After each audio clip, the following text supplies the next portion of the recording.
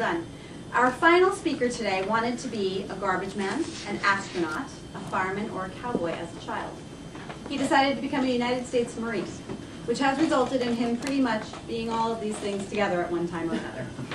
With his second speech in the Interpretive Reading Manual, an advanced manual, a 5 to 7 minute poem entitled The Mountain. Please welcome Brian Anderson.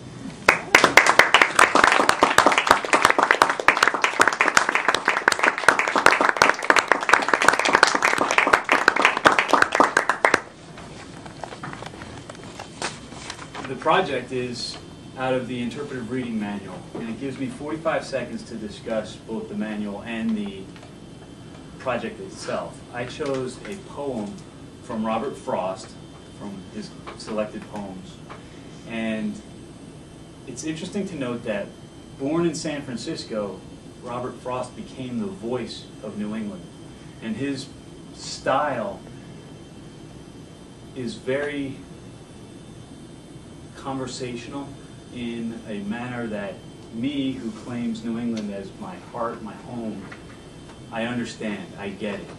And he won the Pulitzer Prize 4 times, an unequaled number. And this poem is entitled The Mountain. The mountain held the town as in a shadow. I saw so much before I slept there once. I noticed that I missed the stars in the west, where its black body cut into the sky. Near me it seemed. I felt it like a wall, behind which I was sheltered from a wind. And yet, between the town and it I found, when I walked forth at dawn to see new things, were fields a river, and beyond, more fields. The river at the time was fallen away, and made a widespread brawl on cobblestones. But the signs showed what it had done in the spring. Good grassland gullied out, and in the grass ridges of sand and driftwood stripped of bark. I crossed the river and swung round the mountain. And there I met a man who moved so slow, with white-faced oxen in a heavy cart. It seemed no harm in stopping him altogether. What town is this, I asked. This? Lunenburg. Then I was wrong. The town of my sojourn beyond the bridge was not that of the mountain, but only felt at night its shadowy presence. Where is your village? Very far from here? There is no village, only scattered farms. We were but 60 voters last election. We can't in nature grow to many more. That thing takes all the room. He pointed. The mountain stood there, and he pointed out. Pasture ran up the side a little way. And then there was a wall of trees with trunks. After that, only tops of trees and cliffs, imperfectly concealed among the leaves. A dry ravine emerged from under boughs into the pasture. That looks like a path. Is that the way to reach the top from here? Not for this morning, but some other time. I must be getting back to breakfast now.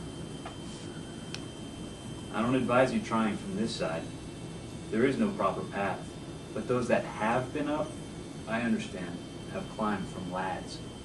That's 5 miles back. You can't mistake the place. They logged it there last winter some way up. I'd take you, but I'm bound the other way. You've never climbed it? I've been on the sides, deer hunting and trout fishing. There's a brook that starts up on it somewhere. I've heard say, right on the top, tip-top, a curious thing. But what would interest you about the brook? It's always cold in summer, warm in winter.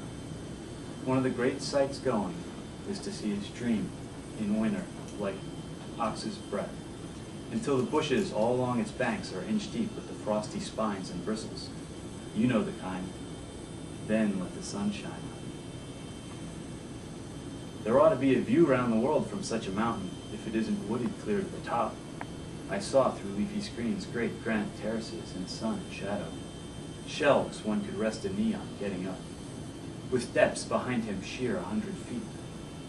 Or turn and sit and look out and down, with little ferns and crevices at his elbow. As to that I can't say, but there's the spring right on the summit, almost like a fountain. That ought to be worth seeing. If it's there. You never saw it? I guess there's no doubt about it being there. I never saw it. It might not be right on the very top. It wouldn't have to be a long way down to have some head of water from above. And a good distance down might not be noticed by anyone who'd come a long way up. One time I asked a fellow climbing it to look and tell me later how it was. What did he say? He said there was a lake somewhere in Ireland on a mountaintop. But a lake's different. What about the spring? He never got high enough to see. That's why I don't advise you trying from this side. He tried this side. I've always meant to go and look myself, but you know how it is. It doesn't seem so much to climb a mountain you've worked around the foot of all your life. What would I do? Go in my overalls with a big stick, the same as when the cows haven't come down to the bars at milking time? Or with a shotgun for a stray black bear? It wouldn't seem real to climb for climbing. I shouldn't climb it if I didn't want to, not for the sake of climbing. What's its name? We call it Hor. I don't know if that's right. Can one walk around it? Would it be too far? You can drive around and keep in Lunenburg, but it's as much as ever you can do. The boundary lines keep in so close to it. Hor is the township, and the township's Hor. And a few houses sprinkled around the foot like boulders broken off the upper cliff, rolled out a little further from the rest.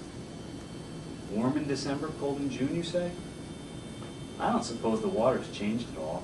You and I know enough to know it's warm compared with cold, and cold compared with warm. But all the fun's in how you say it. You've lived here all your life? Ever since Hor was no bigger than what? I did not hear. He drew the oxen toward him with light touches of a slim goad on nose and offside flank, gave them their marching orders, and was moving. Madam Toastman.